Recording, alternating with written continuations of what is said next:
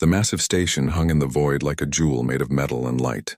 Orbital Station Alpha 7 had been the center of galactic civilization for over 3,000 years. Inside its gleaming halls, representatives from 47 different alien species gathered to discuss the newest problem facing their peaceful galaxy: humans. Ambassador Elena Vasquez walked through the grand corridor with her head held high. Her military escort, Captain James Rodriguez, stayed 2 steps behind her. Both wore the dark blue uniforms of United Earth Defense, crisp and professional. Around them, alien beings of every imaginable shape whispered and stared. A crystalline creature that looked like walking glass turned away as Elena passed. Its body chimed with disapproval. Further down the hall, a group of insect-like beings clicked their mandibles in what she had learned was their version of laughter. Not the friendly kind. They really don't like us, Rodriguez muttered quietly. Can you blame them? Elena replied, her voice steady. We've been in space for less than 50 years, and we've already colonized 12 systems. They've been watching us fight wars on Earth for centuries. They think we're dangerous. Are they wrong? Elena didn't answer. She knew the history. Humanity had spent most of its existence fighting itself. 2 world wars, countless smaller conflicts, nuclear weapons that nearly destroyed everything. But humanity had also united eventually. They had reached for the stars together. That had to count for something. The corridor opened into the council chamber, and Elena stopped to take it all in. The room was enormous, easily the size of a football stadium. Curved seating rose in tiers around a central platform, and each section held different species. The Zephany, made of living crystal, reflected rainbow light across the chamber. The Krell, a hive species that moved as one, occupied an entire section with their thousands of small bodies. The Etherians, ancient beings of pure energy contained in environmental suits, floated in their designated area. At the highest tier sat the council magistrate, a being called Thelnox. He was a Dracorian, a species that looked unsettlingly like Earth's legends of dragons, scaled-winged with eyes that burned like molten gold.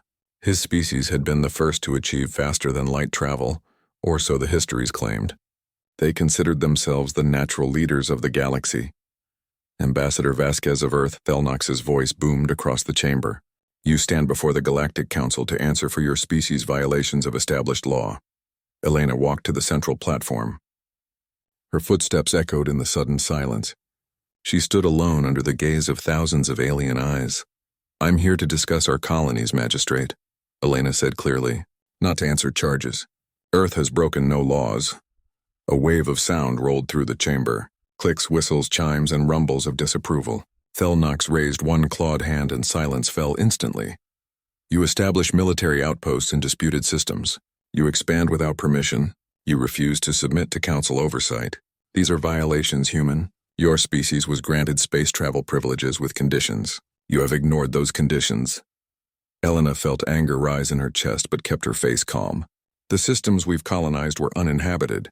Dead worlds that we've brought to life. We've threatened no one. And as for oversight, Earth is a sovereign world. We don't require permission to protect our own people.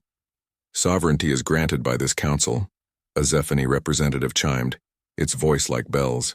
Not claimed by primitive species who barely understand the dangers of the galaxy. Primitive? Elena couldn't keep the edge from her voice now. We've developed technology in 50 years that took most of your species centuries. We've overcome challenges you can't imagine. We've earned our place among the stars. You've earned nothing but our concern, Thelnox said coldly. We have studied your species extensively, Ambassador. You are violent, aggressive.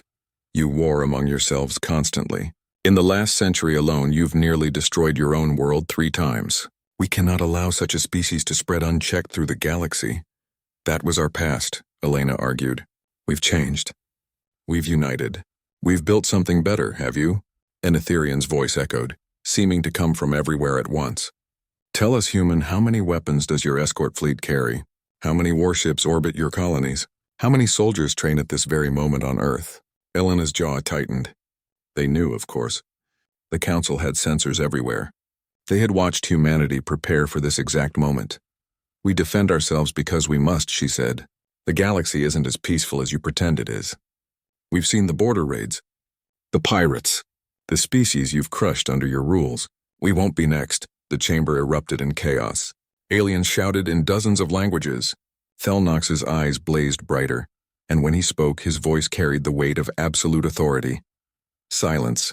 The word crashed through the chamber like thunder. Ambassador Vasquez, the Council has reached a decision. Humanity will abandon its colonies in disputed space within 60 days. You will reduce your military fleet by 70%. You will accept Council observers on Earth and all human worlds. You will submit to our guidance as all young species must. This is not negotiable. Elena stared up at the magistrate, at the thousands of aliens watching her, at the power they represented. She thought of the families on New Terra, the children born under alien suns who had never seen Earth, the scientists, explorers, and dreamers who had given everything to build new homes. I need to consult with my government, she said carefully. You have 48 hours, Thelnox replied. Return here with Earth's acceptance or we will take corrective action. The peace of the galaxy is more important than one species' pride. Elena bowed slightly, not in submission but in acknowledgement. She turned and walked back through the corridor, Rodriguez falling in beside her. Neither spoke until they reached their ship. Corrective action, Rodriguez said as the airlock sealed behind them. That's a fancy way of saying invasion. I know. Elena strapped into the pilot's seat. Get me a secure channel to Earth. Priority Alpha. As their ship pulled away from the station, Rodriguez activated the communications array. Elena looked back at Orbital Station Alpha 7, gleaming in the starlight. Beautiful and terrible. She didn't see the coded transmission that left the station moments after her departure. Didn't know that the Council had already made their real decision. The ultimatum was just a formality, a way to say they had tried peace before they brought the hammer down. A peacekeeping fleet of 200 ships was already being assembled. Their destination, New Terra. Their orders, remove the humans by any means necessary. The emergency session of the Global Assembly had been going for 6 hours. Elena stood at the central podium, her voice hoarse from explaining the same points over and over. Around her, holographic projections showed the faces of Earth's leaders from every nation, every continent, every political faction that mattered. They're not asking, she said again. They're demanding. Abandon the colonies or face their fleet. Those are our only options according to them. Premier Wang of the Asian Coalition leaned forward in his projection. How much time do we have? 48 hours to respond. But intelligence suggests they're already moving ships into position. The Council's peacekeeping fleet left their staging area 3 hours ago. 200 vessels heading for New Terra. 200. President Okafor of the African Union looked grim. Our entire colonial defense fleet is 70 ships, and most of those are converted cargo vessels with weapons bolted on. Not entirely accurate, Madam President, Admiral Marcus Chen interrupted. He stood off to the side, his weathered face unreadable. May I? Elena nodded and stepped aside. The Admiral took her place at the podium. We've been preparing for this since the Council first contacted us, Chen said bluntly. We knew this day might come. The brass wasn't stupid. We've built more than 70 ships. The holographic faces showed confusion, surprise, and in some cases anger. How many more? Premier Wang asked carefully. 612 warships, Chen said. Hidden construction facilities throughout the solar system. Automated shipyards in the asteroid belt. We've been building in secret for 30 years, using resources the Council never knew we had access to. The chamber erupted in shouting. Some leaders looked relieved. Others looked furious. Chancellor Muller of the European Federation was loudest of all. You built a secret fleet? Without authorization? Without oversight? Admiral, that's a direct violation of treaties we signed with a gun to our heads, Chen cut her off. The Council made it clear from day one that we were on probation, that we needed their permission to breathe. Some of us decided that wasn't acceptable. We prepared for the day they'd try to put us in chains. Elena watched the Admiral carefully. She had known about the fleet, of course. She was part of the inner circle, but seeing the politicians' faces as they learned the truth was something else. Fear and hope mixed together. Even with 600 ships, we're still outnumbered by the entire Council, President Okafor pointed out. If this turns into a war, it's already a war, Elena said quietly. The moment they sent that fleet to New Terra, they made their choice. The only question now is whether we fight or we kneel. The transmission came then, interrupting everything. A panicked voice from New Terra, broadcast on emergency channels. This is Governor Martinez of New Terra Colony. The Council fleet has arrived in orbit. They're demanding immediate evacuation of all human presence. They've given us 6 hours to begin boarding civilian transports or they'll start firing on the surface. We have 3 million people here. Most of them are children. We need help. The holographic faces fell silent. Elena saw the moment the decision crystallized in their eyes. She had known it would come to this. Humanity had never been good at surrendering. Admiral Chen, Premier Wang said slowly. Deploy the fleet. Protect our people. Seconded, President Okafor added. Agreed, Chancellor Muller said despite her earlier anger. The votes came in rapid succession. 42 nations. One decision. Chen saluted sharply and disappeared from the chamber, already moving to mobilize Earth's hidden armada. Elena's communicator buzzed. It was time to deliver Earth's formal response to the Council. The holographic transmission reached Orbital Station Alpha 7 exactly 46 hours after Elena had left. She had recorded it from Earth, standing in front of the United Earth Defense Headquarters with the flags of all nations behind her. Magistrate Thelnox, members of the Galactic Council, Elena began, her voice clear and strong. Earth has considered your ultimatum carefully. We have weighed the consequences of our decision. We have thought about peace and the cost of conflict. She paused, letting the weight of the moment settle. Our answer is no. We will not abandon our colonies. We will not reduce our defenses. We will not submit to oversight by a council that has proven itself to be nothing more than an empire wearing the mask of democracy. We have studied your history, just as you've studied ours. We know about the 12 species you've subjugated. We know about the worlds you've crushed for the crime of being different, of being young, of being too dangerous to your comfortable order. Thelnox's expression darkened as he watched the recording. You call us violent and aggressive, Elena continued. Perhaps you're right. But we learned something through our violence, through our wars and our suffering. We learned that freedom matters more than safety, that dignity matters more than peace, that some things are worth fighting for even against impossible odds. She stepped closer to the camera. Withdraw your fleet from New Terra. Recognize our sovereignty. Treat us as equals, not children to be managed. Do this and we can build something better together. Refuse and you'll learn exactly what humanity is capable of when we're fighting for our homes and our future. The transmission ended. Thelnox sat in silence for a long moment, then turned to his fellow council members. They dare threaten us. A Krell representative buzzed angrily. They have no idea what power we command. Perhaps we should negotiate further, Azephany chimed nervously. They seem quite determined. Silence, Thelnox growled. There will be no negotiation with children throwing tantrums. Order the fleet at New Terra to begin forced removal of colonists. If the humans resist, they are to be subdued with minimal casualties. We are not monsters, but they will learn their place. At New Terra, Governor Martinez received the Council's response.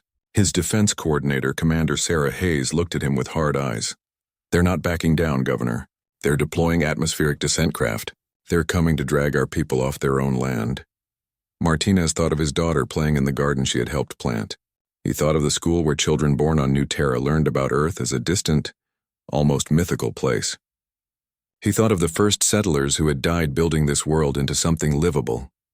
Power up the defense platforms, he said quietly. When those descent craft enter firing range, light them up. Sir, that's an act of war.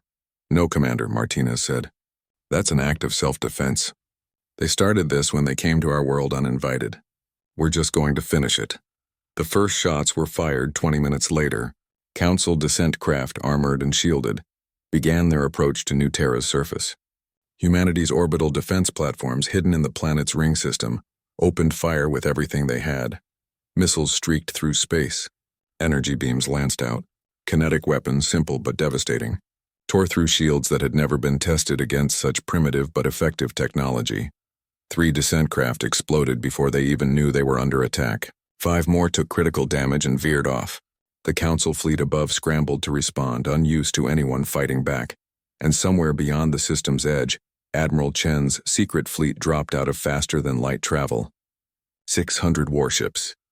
Every one of them crewed by humans who had trained for this exact scenario. Humans who knew they might not survive the day, but who had decided that survival wasn't the only thing worth living for. All ships, Chen's voice carried across every channel. This is Admiral Chen. Today we fight not because we want war, but because we refuse to surrender our freedom. Today we show the galaxy what humanity is made of. Attack formation, full burn. For Earth, for the colonies, for our future. The hidden fleet accelerated toward New Terra, toward the Council fleet that vastly outnumbered them, toward a battle that would change everything. The galaxy was about to learn a hard lesson. Humanity didn't start fights, but they sure as hell finished them. The Council fleet commander, Admiral Kresh of the Dracorian Imperial Navy, had fought in 7 campaigns across his 3-century career. He had subdued rebellions. He had enforced council law against pirates and raiders. He had never lost a battle. He watched the human vessels approach on his tactical display and felt something close to pity. 600 ships against his 200, true, but his vessels were purpose-built warships with technology refined over millennia. The human ships looked cobbled together, ugly, inefficient. This would be over quickly. All vessels, defensive formation, he ordered. Shields to maximum. Let them come to us. We'll swat them down like insects. But Admiral Chen had no intention of fighting the way the Council expected. All ships pattern broken arrow, Chen commanded. Execute on my mark. The human fleet suddenly scattered in every direction. No formation. No structure. Just 600 ships moving independently, each one following its own tactical computer's calculations. It looked like chaos. It looked like panic. It was precisely calculated insanity. The Council fleet's targeting system struggled to lock on. Their tactical doctrine relied on fleet formations, on predictable movements, on strategies that had worked for thousands of years. They had never faced an enemy that moved like a school of fish, like a flock of birds, like something alive and wild. Fire at will, Kresh ordered, confusion creeping into his voice. Bring them down! Energy beams lanced out from the Council ships, powerful enough to boil oceans. They hit empty space. The human ships dodged with impossible precision, their computers sharing data and predicting firing solutions faster than any organic crew could manage. Then humanity fired back, and Kresh realized he had made a terrible mistake. The first weapons to hit his fleet were nuclear missiles, ancient technology that the Council had abandoned centuries ago. Too crude, too dangerous, too unpredictable, but the humans had refined them, made them faster, made them smarter, and they used them in swarms. Hundreds of missiles streaked toward the Council fleet. Point defense systems shot down most of them, but not all. Nuclear fire bloomed against shields, overloading them through sheer brute force. The Council had forgotten that crude didn't mean ineffective. Shields holding at 60%, Kresh's tactical officer reported, recommending we fall back, and the next wave of human weapons hit before he could finish. These weren't missiles. They were projectiles, simple chunks of metal accelerated to a significant fraction of light speed. Kinetic kill vehicles that the Council's advanced sensors barely registered until they were already tearing through hulls. The cruiser Eternal Dawn took a hit amidships. The projectile went through 3 decks before its momentum was spent, venting atmosphere and bodies into space. The destroyer Swift Justice lost its entire forward section when a kinetic round hit its ammunition storage. Return fire! Return fire! Kresh roared. His fleet began to land hits on the human ships, and he felt a moment of satisfaction. The human vessels didn't have shields like Council ships. They relied on armor and point defense and sheer maneuverability. When Council weapons connected, human ships died, but the humans didn't stop, didn't slow, didn't retreat. A human destroyer took a direct hit from a plasma cannon. Its forward section melted, its crew dying instantly. The ship kept coming. Its engines still fired. Its weapons still shot, and when it got close enough to a Council frigate, it rammed. Both ships exploded in a ball of fire and debris. They're insane, Kresh's second officer shouted. They're ramming our ships. It wasn't just one. Across the battlefield, damaged human vessels made suicide runs, using themselves as weapons when their guns fell silent. It was brutal. It was wasteful. It was completely outside any logical tactical doctrine. It was also devastatingly effective against an enemy who valued their lives more than victory. Chen watched his fleet's casualty reports climbing. 40 ships gone, 60, 80.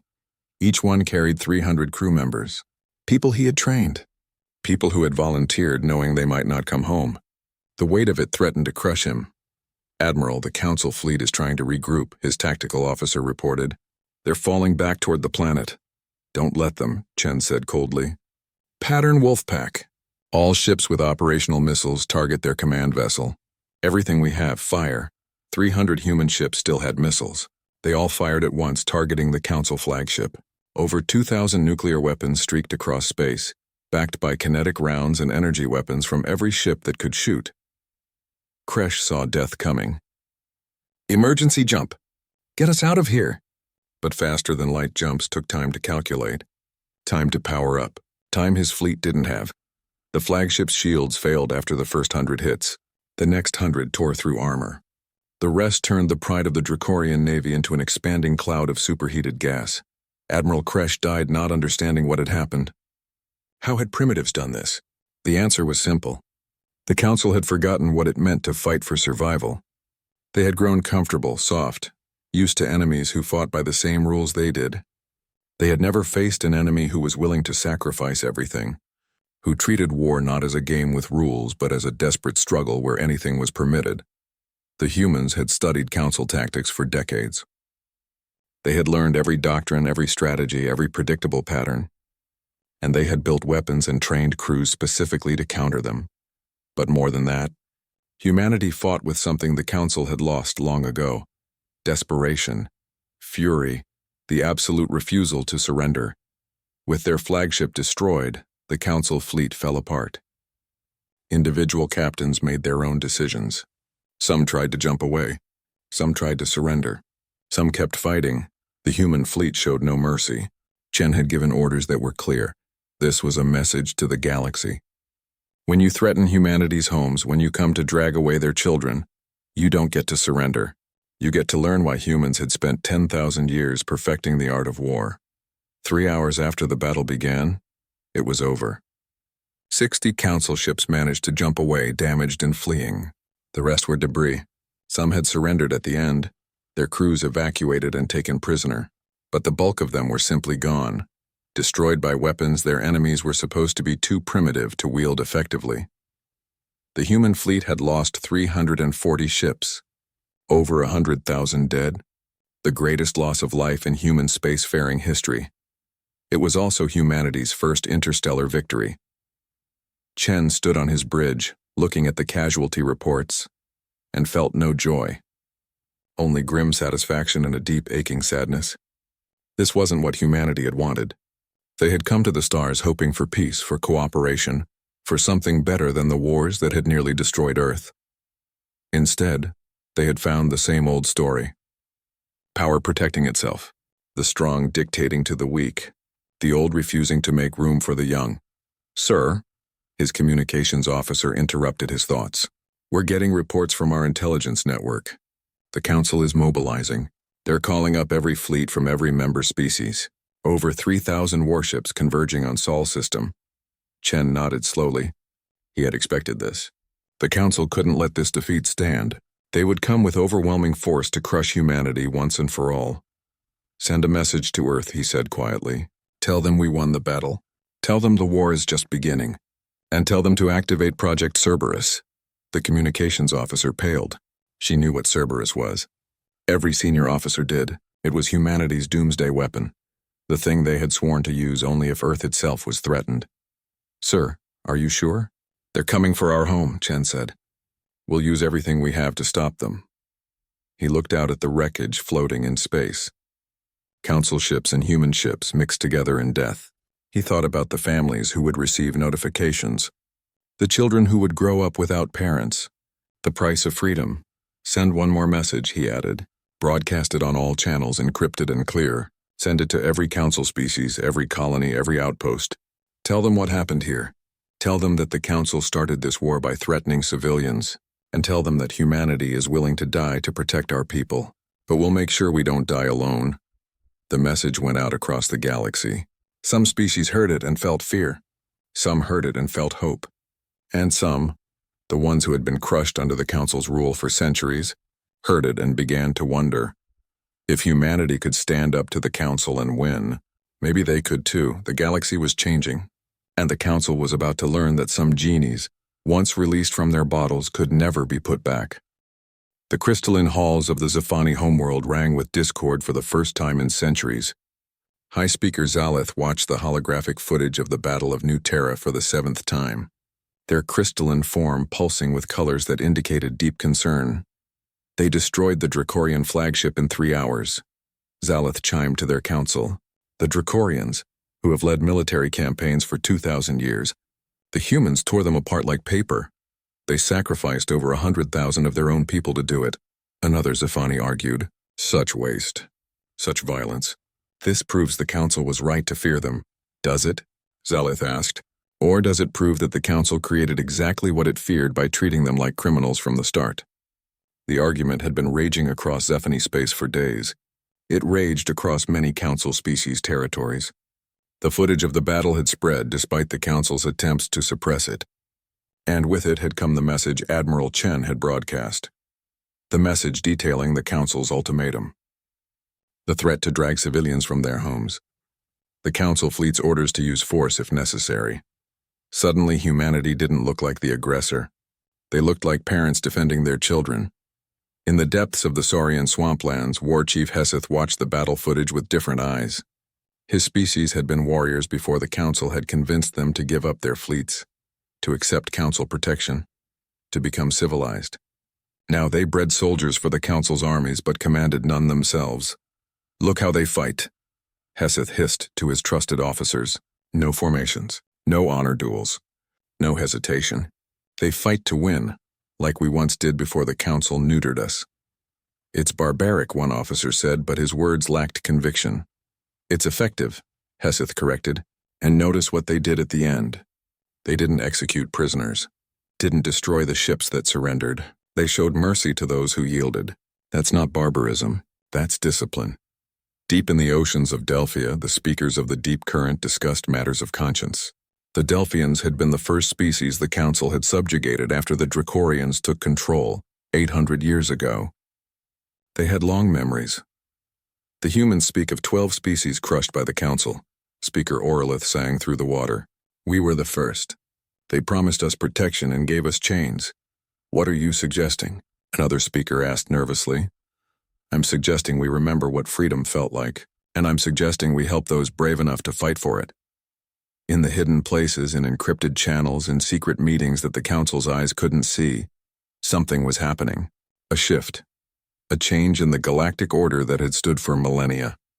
Elena received the first contact 3 days after the Battle of New Terra. She was in her office at UED headquarters, working on evacuation plans for Earth's civilian population, when her secure terminal chimed with an incoming message. The encryption was council level. That should have been impossible. She opened it carefully, half expecting a virus or a trick. Instead, she found a holographic message from High Speaker Zalith of the Zephany, Ambassador Vasquez, the crystalline being chimed. I am contacting you at great personal risk. My government has not authorized this communication. If discovered, I will likely be tried for treason. But I felt you should know that not all council species support this war. Elena leaned forward, hardly daring to breathe. The Zephany have watched the council become what we once fought against, Zalith continued. An empire masquerading as a democracy. We remember when species had true choice before the Dracorians centralized power in the name of peace. Your battle at New Terra has awakened something in my people, a memory of what we once were. The hologram paused, colors swirling. I cannot offer military support, not openly, but I can offer information. The council fleet assembling to attack Earth is commanded by Admiral Theron, a Dracorian loyalist. His flagship is the Eternal Sovereign, the largest warship ever built. His fleet will arrive at Earth in 15 days. They plan to destroy your orbital infrastructure first, then demand surrender. If you refuse, they will bombard your industrial centers from orbit. Elena felt cold. How many ships? 3,216, drawn from 32 species. Not all of them want to be there, but the Council has made it clear that refusal means their own worlds face sanctions or worse. You are outnumbered 5-1, even counting your hidden fleet. Then why are you telling me this? So I can surrender? No, Zalith chimed with what might have been a laugh. So you can win. I'm sending you tactical data on the fleet composition, shield frequencies, communication protocols, weaknesses in formation doctrine, everything I can access without being detected. Why would you help us? Because someone has to, Zalith said simply. Because the galaxy needs to see that the Council can be defied. Because your species fights for something we all lost long ago. The right to determine our own fate. And because I have children, Ambassador, and I want them to grow up in a galaxy where courage matters more than compliance. The transmission ended. Minutes later, files began flooding Elena's terminal. Tactical data, fleet positions, command codes. It was a treasure trove of intelligence that could change everything. It was also the beginning of a cascade. 2 days later, War Chief Heseth of the Saurians made contact. His species couldn't openly rebel, but his people served in the Council's ground forces. They could ensure certain ships had malfunctioning weapons at crucial moments. They could delay orders. They could fight slowly when speed was needed. "We cannot join you," Heseth hissed over the encrypted channel, "but we will not fight with full strength against those who remind us what it means to be warriors." 3 days after that, the Delphians sent their offer. Intelligence from oceanic worlds, disruption of supply lines their people controlled, and most importantly, they would spread the truth about the war to every species they could reach. "The Council controls the official channels," Speaker Oralith sang, "but we control the currents beneath. We will make sure everyone knows what really happened. That humanity was threatened first. That the Council came to remove children from their homes. Truth is a weapon too, Ambassador." Elena took all of this to the Global Assembly. The leaders of Earth gathered once more, this time with a glimmer of hope mixed with their fear. "We have allies," she announced. "Secret ones, yes. Limited ones, certainly, but they're risking everything to help us. They're providing intelligence that could make the difference between annihilation and survival. Can we trust them?" Premier Wang asked. "Can we afford not to?" Elena replied. "We're facing impossible odds. This help might be the only reason we survive." Admiral Chen studied the tactical data the Zephany had provided. His command staff worked around the clock, building new strategies based on the intelligence. They identified weaknesses in the Council fleet's formation, found the ships most likely to malfunction at convenient moments thanks to Saurian sabotage, planned strikes against vulnerable command structures. But even with all that, the math was brutal. 3,000 ships against 600. The Council fleet had learned from their defeat at New Terra. They wouldn't underestimate humanity again. "We need to activate Cerberus," Chen said during a meeting with Earth's military leadership. "That's genocide," General Morrison objected. "Cerberus will kill millions of Council troops. And if we lose, they'll kill billions of humans," Chen shot back. "I don't like it either. But we're fighting for survival. We use every weapon we have." Project Cerberus was humanity's darkest secret. Swarms of autonomous drones hidden throughout the asteroid belt and Oort cloud. Thousands upon thousands of small, fast, intelligent weapons. Each one equipped with a fusion warhead and programmed with one goal: destroy enemy ships at any cost. They had been built over decades, placed in secret, waiting for the day humanity faced extinction. That day had come. "Active them," Premier Wang ordered, "and pray we never have to use weapons like this again." The drones powered up, their AI systems awakening. They began to move through the solar system, positioning themselves. Waiting. Back at the Council headquarters, Magistrate Thelnox reviewed the fleet reports with satisfaction. 3,000 ships. The largest armada assembled in 2 centuries. Humanity couldn't possibly stand against it. Admiral Theron reports the fleet will arrive at Earth on schedule. His aide informed him. The humans have been evacuating civilians from Earth to Mars, but there are still billions on the surface. Once we control orbit, they'll have no choice but to surrender. Good, Thelnox growled. We've been too soft with them. Let them learn what happens when primitive species challenge the galactic order. After this, no species will dare defy the Council again for 1,000 years. But in the hidden places in the secret channels, resistance was growing. Species who had been silent for centuries were beginning to whisper, beginning to hope, beginning to believe that maybe, just maybe, the impossible could happen. The countdown to the Battle of Sol had begun, and the galaxy held its breath, waiting to see if humanity's defiance would end in glory or in ash. The Council armada dropped out of faster-than-light travel at the edge of the Sol system, like an approaching storm. 3,216 warships representing the combined military might of 32 species. Their formation stretched across millions of kilometers of space, a wall of metal and firepower advancing on humanity's homeworld. Admiral Theron stood on the bridge of the Eternal Sovereign and felt the weight of history on his shoulders. This was the largest fleet ever assembled for a single campaign. After today, humanity would be broken, and the Council's authority would be unquestioned for generations. All ships report ready. Admiral, his tactical officer announced. Excellent, Theron said. Open a channel to Earth. Let's give them one last chance to surrender. The transmission reached every screen on Earth, Mars, and the orbital stations. Billions of humans stopped what they were doing to watch the massive Dracorian fill their displays. People of Earth, Theron began, his voice carrying false sympathy. You see what stands against you. 3,000 warships crewed by species who have mastered war for longer than your civilization has existed.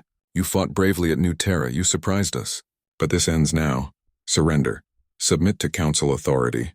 Accept our guidance. Do this and you will be spared. Continue this foolish resistance and we will be forced to reduce your world to a pre-industrial state. You have 1 hour to respond. The transmission ended. In the command center buried deep under Geneva, Earth's leadership gathered around Admiral Chen. Well, Chen said quietly, I guess that's our answer. They want submission or destruction. No middle ground.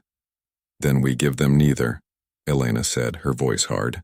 She had spent the last 2 weeks coordinating with their secret allies, helping plan the evacuation of civilians, and preparing for this moment. We give them Earth's wrath. Chen nodded and opened the fleet-wide channel. Every human ship, every defense platform, every weapon system in the solar system heard his voice. All units, this is Admiral Chen. Today we face impossible odds. Today the Council has come to destroy everything we've built, everything we love, everything we are. They think we'll surrender. They think we'll kneel. They're wrong. He paused, letting his words sink in. We're going to show them what it means to threaten Earth. We're going to teach them why humanity survived 10,000 years of war, disaster, and near extinction. Not because we were the strongest, not because we were the smartest, but because we never ever stopped fighting for what we believed in. Today we fight for our homes, for our families, for our future. And we're going to win. All units execute Battle Plan Ragnarok for Earth. The response came from 600 ships, thousands of orbital platforms, and millions of voices across Earth and Mars. For Earth. The human fleet accelerated toward the Council Armada. They looked pitifully small against the massive wall of enemy ships. Theron watched them come and felt something close to respect for their courage. Foolish courage, but courage nonetheless. All ships, weapons free, he ordered. Destroy them. The Council fleet opened fire. Energy beams that could vaporize mountains lanced across space. Missiles that could crack continents streaked forward in swarms. It was enough firepower to sterilize a dozen planets. But the human ships weren't where the weapons were aimed. Admiral Chen's fleet had used the 2 weeks wisely. They had positioned themselves using the intelligence the Zephany had provided. They knew the Council fleet's formation. They knew which ships would fire first. They knew the timing, and they had placed thousands of autonomous drones in seemingly empty space, using the asteroid belt and orbital debris as cover. As the Council's first salvo passed through what appeared to be empty space, the drones activated. Thousands of small, fast, intelligent weapons powered up their engines and began accelerating toward the Council fleet, each one barely larger than a fighter craft. Each one equipped with a fusion warhead and an AI that had one goal: reach an enemy ship and detonate, detecting multiple small contacts. Theron's sensor officer shouted. Thousands of them. They're everywhere! The drones came from every angle. Above, below, from the sides. They didn't fly in formation. Each one moved independently, using evasive patterns that made them nightmarish to target. The Council's point defense systems began firing, destroying hundreds of drones. But there were thousands more. The first drone reached a Council destroyer. It slammed into the hull and detonated. The fusion explosion tore the ship in half. Then another, and another. Across the Council fleet, small suns began blooming as drones found their targets. Deploy more point defense, Theron ordered. All ships maximize defensive fire. But the drones were just the first wave. While the Council fleet focused on the swarm, the human ships attacked. They came in fast, using the chaos to close range. They targeted the ships the Zephany intelligence had identified as having the weakest shields. They coordinated their fire with inhuman precision. their AI systems sharing targeting data in real time, and then the sabotage began. Aboard 30 different council ships, Saurian crew members who had been carefully placed in key positions made their moves. A weapon system that failed to fire, a shield generator that inexplicably shut down, a communication relay that broadcast garbage instead of orders. Small acts of rebellion that individually meant little but collectively created havoc. War Chief Heseth, watching from the Saurian homeworld, felt his heart swell with pride. His people remembered what it meant to be warriors after all. The Council fleet began to take serious casualties. 50 ships, 100, 200. Theron watched his tactical display with growing horror. They were winning, but the cost was far higher than projected. "Focus fire on their flagship," he roared. "If we kill their admiral, the humans will collapse." The Eternal Sovereign and 50 surrounding vessels turned their weapons on Admiral Chen's ship, the Defiant. Energy beams hammered the relatively small human vessel. Its armor ablated, melted, vaporized. Systems failed. Crew compartments vented to space. "Hull breach on decks 3 through 7, Chen's damage control officer reported. "We've lost main engines. Life support failing." Chen looked at the tactical display. They were losing. Even with the drones, even with the sabotage, the Council fleet was too large. They were being overwhelmed. "All ships execute final gambit," he said calmly. "Activate the Corona Protocol." His bridge crew stared at him. Corona Protocol had never been tested. It was theoretical, insane, possibly suicidal. It was also their only chance. Every human ship still capable of movement suddenly changed course. They stopped fighting the Council fleet and began accelerating toward the sun. The Council fleet pursued, confused but sensing victory. "They're running." Theron laughed. "They're actually running. All ships, pursuit course. Don't let them escape." But the human ships weren't running away. They were running toward something. Hidden on the dark side of Mercury, humanity had built a weapon that violated every principle of ethical warfare, a massive magnetic field generator powered by the sun itself. For 2 weeks it had been building up charge, storing energy, preparing for one moment. This moment. Admiral Chen, bleeding from a dozen wounds, his ship dying around him, pressed the activation button. The magnetic field generator fired. It channeled the sun's magnetic field, twisting it, amplifying it, and releasing it in a directed pulse toward the pursuing Council fleet. The electromagnetic wave was so powerful it was visible to the naked eye, a ripple of force and energy washing across space. Council ships' electronics failed. Shields collapsed. Weapon systems shut down. Navigation went offline. Thousands of vessels suddenly found themselves dead in space. Their crews unharmed, but their ships completely disabled. The human ships, shielded by experimental Faraday armor, kept moving. They turned back toward the disabled fleet. "All ships," Chen said, his voice weak but triumphant. "Show mercy to those who surrender. Destroy those who don't. Today we end this." Theron watched his entire fleet go dark, watched human ships swoop in like predators among helpless prey. He understood then what had happened. The humans had sacrificed half their fleet to lure the Council ships into the weapon's range. They had turned the sun itself into a weapon. It was brilliant. It was ruthless. It was utterly human. "We surrender," he transmitted on emergency channels. "All Council ships, cease fire. We surrender." The Eternal Sovereign, its systems failing, could only drift as human ships surrounded it. Boarding parties would come soon. The great Dracorian admiral had been defeated by primitives who shouldn't have stood a chance. But as he sat in his darkened bridge, Theron realized something. Humanity had never been primitive. They had been underestimated. There was a difference. The Battle of Sol was over in 6 hours. The Council fleet had lost over 900 ships destroyed, with another 1,000 disabled and captured. The human fleet had lost 400 ships, but Earth remained free.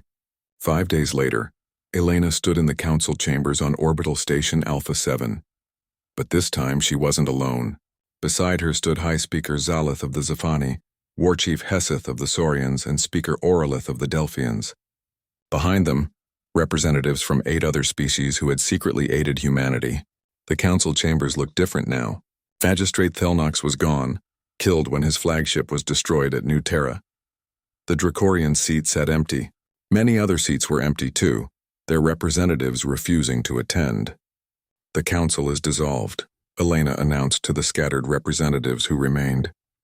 In its place, we propose a new galactic assembly. One where each species has an equal vote. One where might doesn't make right. One where young species aren't crushed for being different or dangerous or new. You can't just dissolve the council. A Krell representative buzzed angrily. We have existed for 3,000 years. And for 3,000 years you've oppressed anyone who didn't fit your vision of civilization, Zalith chimed. The humans showed us that your empire was built on fear, not respect. We're done being afraid. The debate raged for hours. Some species left in anger. Some stayed and argued. But slowly, gradually, a new consensus emerged. Not from force, not from threats, but from the simple fact that the old order had failed. 1 month later, the Accords of Sol were signed. 40 species agreed to the new Galactic Assembly. Borders were redrawn. Occupied worlds were freed. The 12 species that had been subjugated were offered reparations and full membership. It wasn't perfect. Many species refused to sign. The Dracorians retreated to their own space, bitter and diminished. Pirates and raiders tried to take advantage of the chaos. There would be new wars, new conflicts, new challenges, but something fundamental had changed. The galaxy had learned that power could be challenged, that cooperation was stronger than domination, that sometimes the young and brash had lessons to teach the old and wise. 5 years later, Elena stood at a ceremony on New Terra. A monument was being unveiled, a massive sculpture showing human and alien figures standing together. Carved into its base were the words she had written, "Liberty is never given, it is won." Children played around the monument, human and alien alike. They didn't remember the war, didn't understand the cost. They just knew they were free to grow up in a galaxy where their future wasn't decided by fear. Admiral Chen, retired now but still bearing the scars of the Battle of Sol, stood beside Elena. "Was it worth it?" she asked quietly. "All those people who died?" Chen watched the children play for a long moment. "Ask me in 100 years, he said finally. "When these kids are old and the galaxy they build is still free, then I'll know if we paid too high a price." Elena nodded. She looked up at the stars, at the ships moving between worlds, at the future humanity and its new allies were building together. The galaxy had learned what happened when you threatened Earth, when you came for humanity's homes and families, when you tried to crush the human spirit. You learned that some species don't surrender. They fight. They sacrifice. They win. Earth's wrath had startled the Galactic Council. But Earth's hope would rebuild the galaxy into something better,